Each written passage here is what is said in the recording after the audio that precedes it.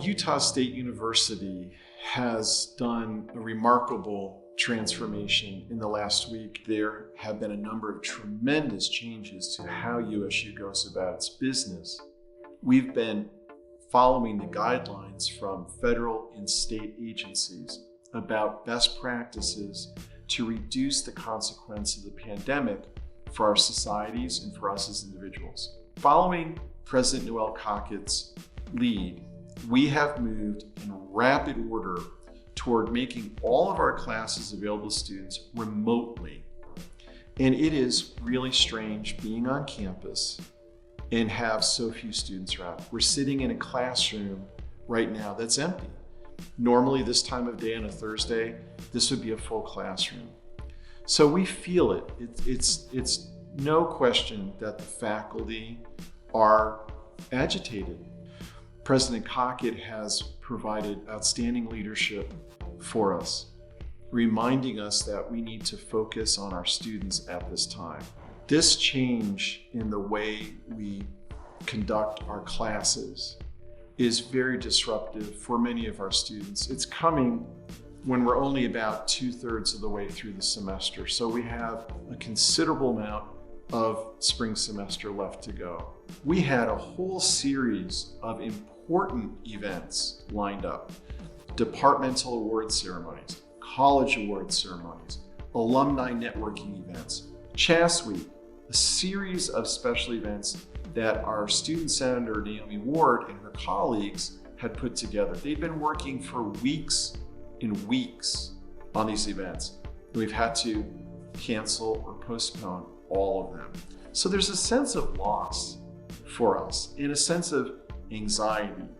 I think we can get through this, but we need to acknowledge how difficult it is. I feel especially for our seniors, many of whom have been working all semester, really all year, on senior projects, theses.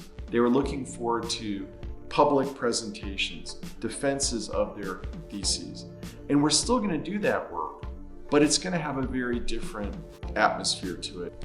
Something that all of us need to keep in mind is, in addition to the challenges our students are facing because they have to adjust to a new learning environment, many of our students are facing significant financial challenges. I have always been impressed at how many of our students are working to pay their way to support themselves while they're in college. Right now in our valley and across our nation, we see how restaurants are closing, small retail operations are closing. Many of our students had meaningful part-time employment at these kinds of establishments, and now that's gone. Earlier this semester, we were overwhelmed by the positive response of our alumni and friends to our call to help our students through scholarships. We mentioned how last year we had 13 $1,000 scholarships to deserving students. This year we've more than doubled it, 27 scholarships funded largely through the contributions of our alumni and friends. But when we launched that campaign, we had no idea that we'd be where we are today. The need of our students is greater than ever. And I appreciate many of you watching this are facing your own financial challenges. But if any of you are in a position where you might be able to help somebody in need, I would encourage you to think about supporting our students. Here in the College of Humanities and Social Sciences, our students are learning about how communities work, how to communicate across difference, how culture can keep a group together.